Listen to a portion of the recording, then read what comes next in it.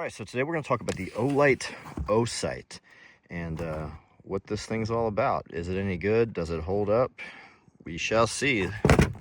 Alright, so unboxing. What do you get? You get the Optic itself, and then you get this. And you're like, what the hell is that? So this is their charger. So it's USB-C. And this cover slips over top of the Optic here, and that's how it charges. So the Optic itself has an internal battery. There's no external battery, nothing you need to do here.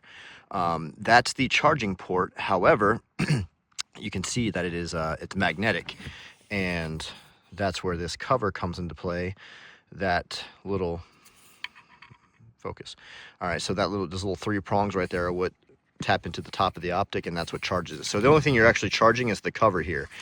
And supposedly on the lowest setting, this internal battery will last 70,000 hours, and then on the brightest setting, it's like 70 plus days with the charge capability from the cover. Now, once this cover is fully charged, it supposedly charges this Optic up to 3 times. And how you can see the battery percentage on this cover here is you press this little side button, and then it illuminates there, and it tells you how much charge it has. So this one has just under 100% charge. So, pretty cool, right? And then all you do is get this out of here, slip that over, and now your Optic is charging. So right now mine is sitting at about 25% supposedly. If you are shooting and you need to know how much percentage you are at, your Optic has a little display status right here, where if it's above 50%, it's green. If it's below 50%, it is orange, and then below 20%, it will blink red.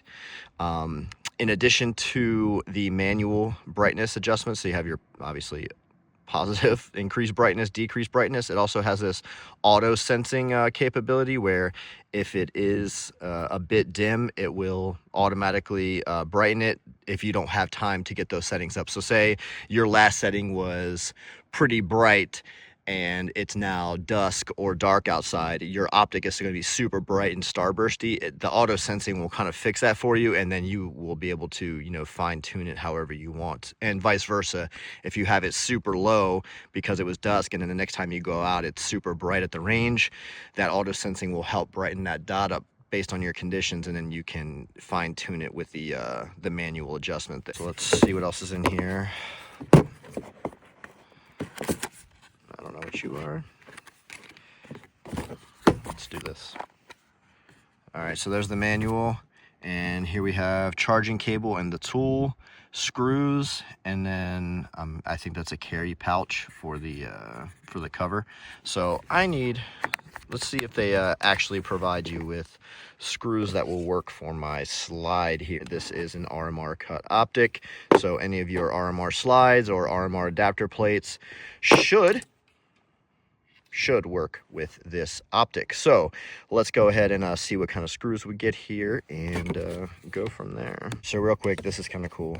This is the screws that to give you, nice little plastic case, and they're all clearly numbered. So I actually do like that. I guess other companies, if you're gonna take anything from Olight, which I know maybe some people don't, this is actually pretty cool and better than dealing with the little plastic bags.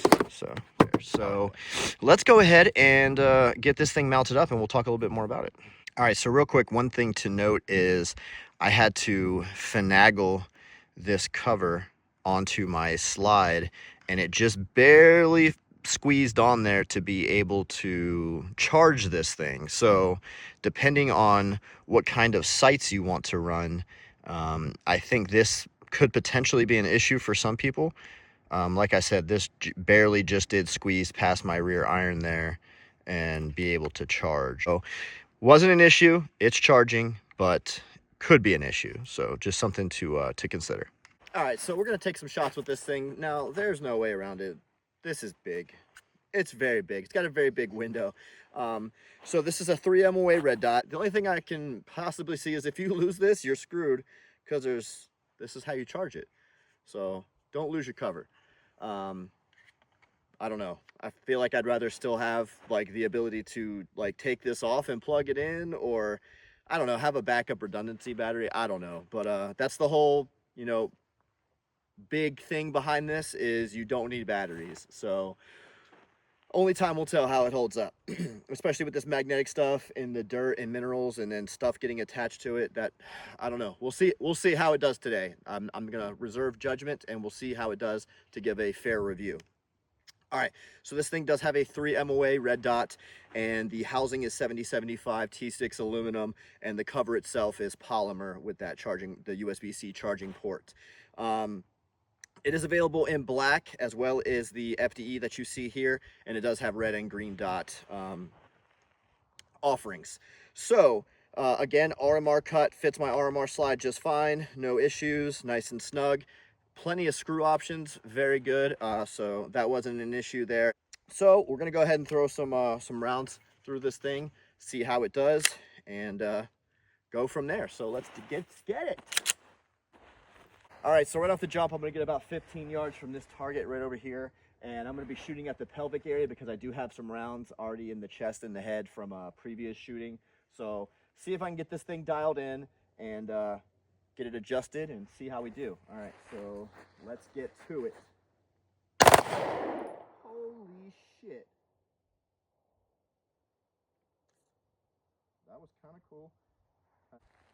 So, I don't know if you guys heard that, but this thing just shot about 4 shots with one pull of the trigger. I've been having a lot of issues with this combat armory setup. At first, it was doing pretty well, and I did a review on it, and it worked okay. And ever since then, it's been very spotty. Let me try it again. We'll see. That was 3 rounds that time. A little bit too dangerous to shoot right now. I'm gonna go figure this out and see what we can do. All right, so still having some issues here, but it's single shot versus burst. So, all right, so at 15 yards, it's pretty on, a little bit to the left, but that's not a big deal. I'm gonna go ahead and make that adjustment. So this does have audible clicks. I don't know if you guys can hear that. Forgot my mic again, but such is life. All right, couple more shots.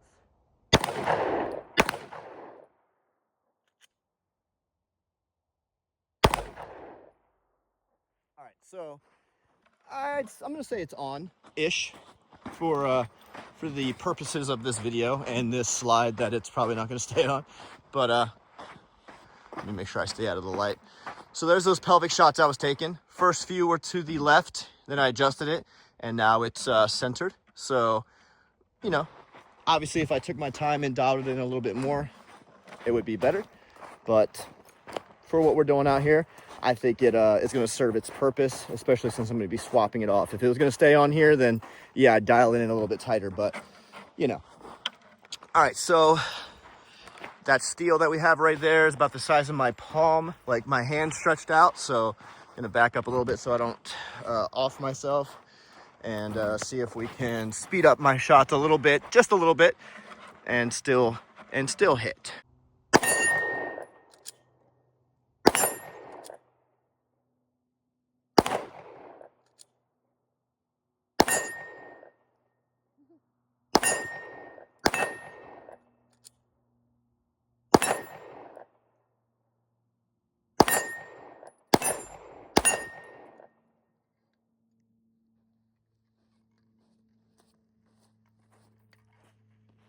All right, so obviously the slide locking back is kind of messing up my ability for follow-on shots and to speed it up, but you know, overall did pretty well, kept it 0, and didn't shift any from walking 10 feet over. So now what we're gonna do is toss this thing around a little bit, see how durable it is. People do drop their shit, so we'll see.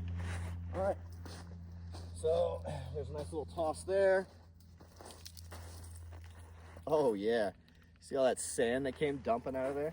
All right, so we got let's see, a little bit of rocky terrain here. Nothing crazy. Let's see, there's a big one right in front of me. We'll see if we can hit that here in a second. All right, this little group of guys right here. Ooh. All right. Hit the Optic in the bottom corner over here by the slide. Go ahead and drop it again. All right, got the Optic housing that time. So you see that corner right there? Glass is still good for now. Let's do one more drop and then we'll go ahead and shoot it and see how it does.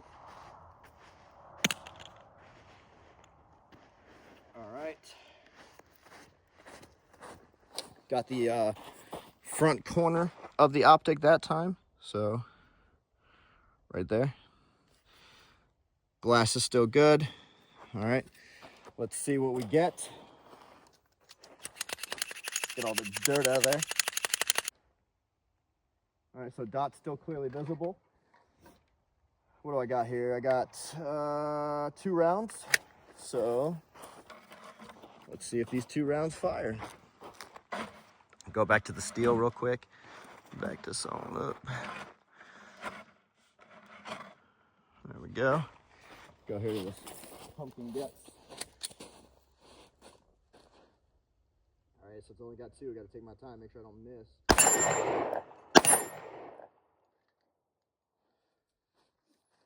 All right, so 2 shots, 2 hits, still on, still kept at 0.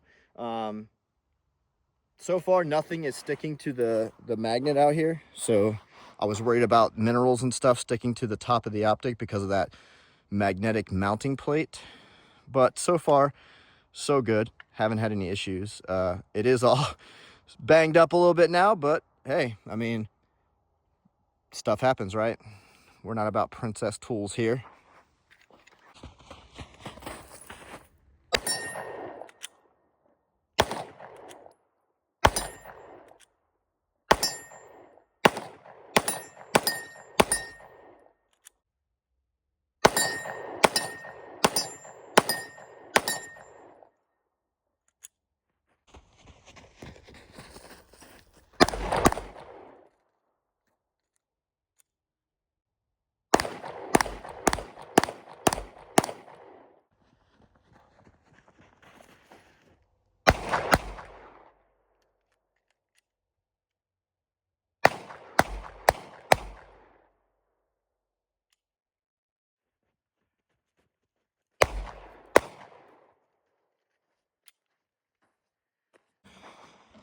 So after some drops and after some shooting, the Osight did pretty well today. All right, guys, so after some technical difficulties, we were able to finish the video. Still having some issues. So I found out, I think it's the slide lever that I used. Back to the star of the show, the Osight. It did everything I needed it to do today. And when you're doing these reviews, all you can base it on is what you see at the time that you're making the review. So as of right now, it did hold up. I threw it against some rocks. I mean, most of you are never going to drop your weapon like that. Even guys who are going out to the range pretty often. I mean, how often are you just dropping your weapon? I mean, if you are, then you might want to see a doctor about your hand-eye coordination and some, you know, maybe you're having a stroke or something. But typically, we're not dropping our stuff all around. The reason you do these tests is to just see the durability in case it were to happen, you know, in that unfortunate instance. However, like I said, most of us aren't just doing that on the daily.